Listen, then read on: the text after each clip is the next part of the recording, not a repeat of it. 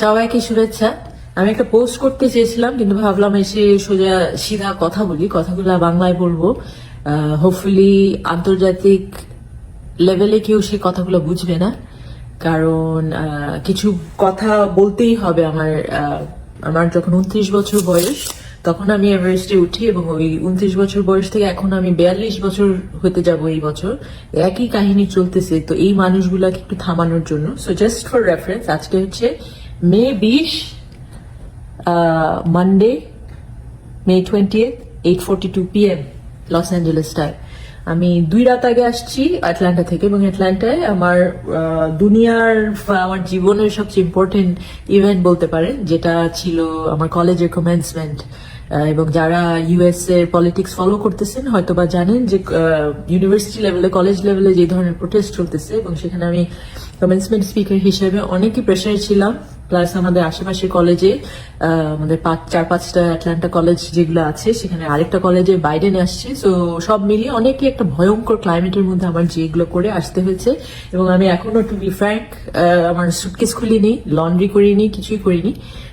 ফেসবুকে ঢুকলাম আমার ল্যাপটপ থেকে, তো আমার ফোনে ফেসবুক অ্যাকচুয়ালি অ্যাপটা নেই। আমার ঢুকতে তো পারিও নাই, মানে আমার নিজের মেসেজে যাইতে পারিনি। ধাপের উপর ধাপের উপর ধাপের উপর মেসেজ, ট্যাগ, এই সেই কি কাহিনী। বাবর মাশাল্লাহ 19 তারিখে উঠছে, কিন্তু এই group of people, so called যারা নেচার লাভার পিপল, আমাকে ট্যাগ করে, বাবরকে ট্যাগ করে একই কাহিনী লিখতেছে যে আমি নাকি এখনো পর্যন্ত পোস্ট বানাই নাই, কারণ আমি জেলাসিতে মরে যাচ্ছি এবং আমি নিতে পারতেছি না, যারা নিতে পারে না তারাই পোস্ট করে নাই।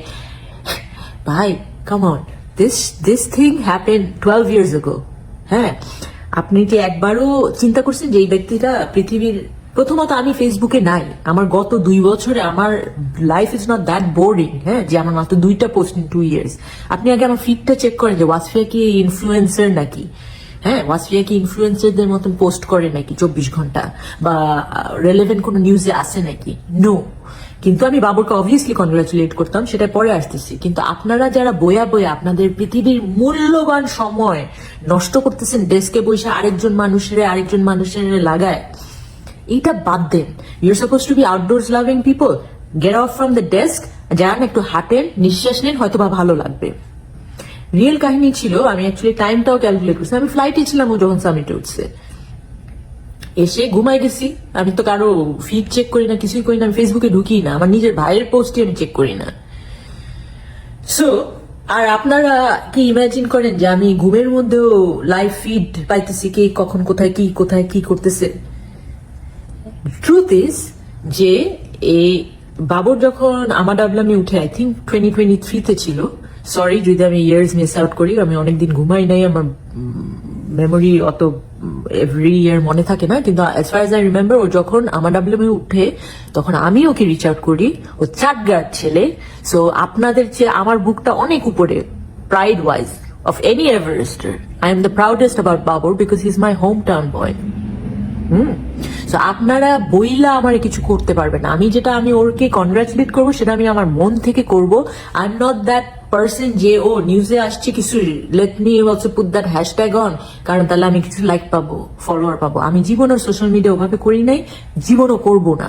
That I can guarantee you now.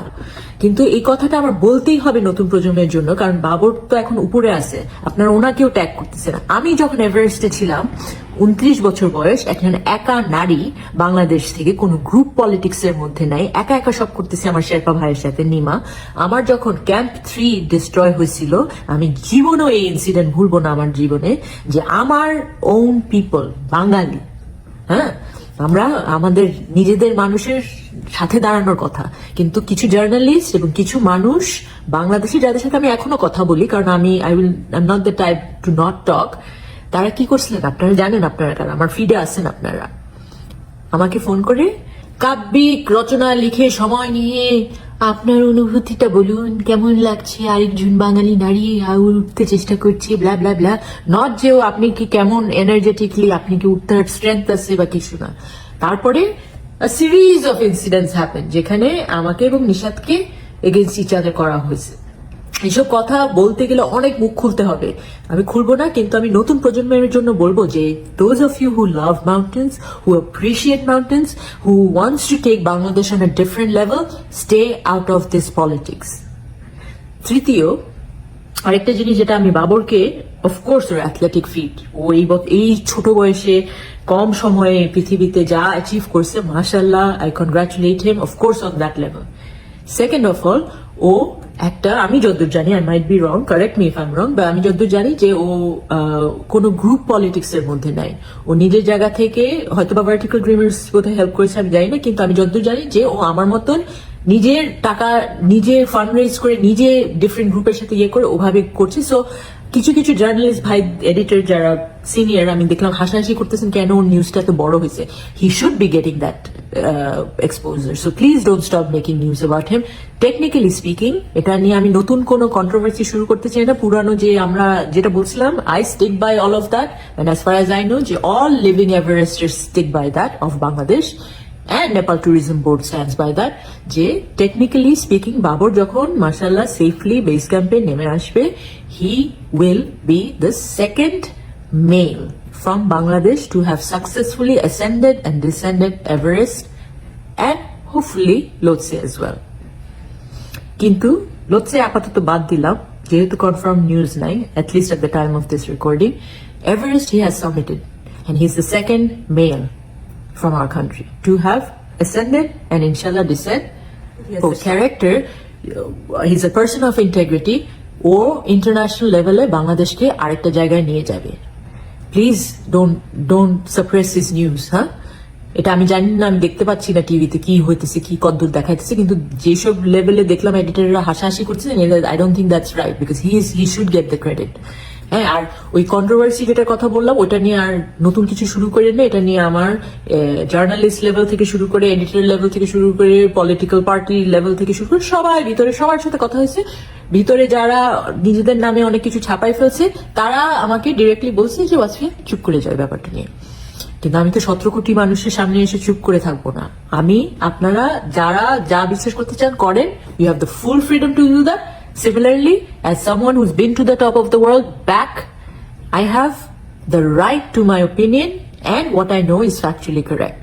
So আমি এটা ওইটা নিয়ে আর কোনো কিছু বাড়াবো না, কিন্তু কনগ্রাচুলেশন, আগাম কনগ্রাচুলেশন ফ্রম লোটসে, এবং এভারেস্টের জন্য congratulation. But Babar, I am really sorry যে তুমি প্রথম যেটা আমার মুখ থেকে শুনবা কথাগুলা had to be on a slightly negative note, but I think it's also important for you to hear যে তুমি যখন সামিটে উঠবা বা যখন নামবা, তখন তোমার আশেপাশে লক্ষ লক্ষ মানুষ তোমাকে চিয়ার করবে।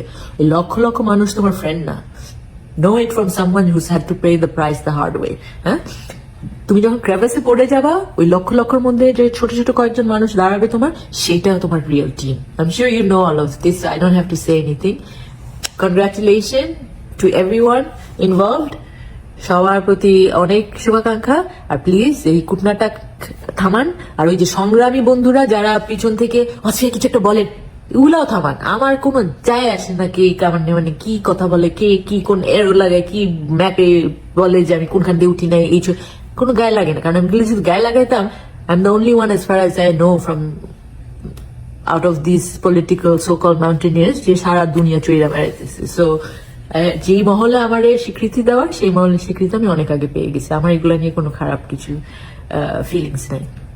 ওকে, অল দ্যাট টু সে যে আমি বাবরকে আলাদাভাবে কনগ্রাচুলেশন করবো, কারণ এটা হচ্ছে just back story. Thank you, good night.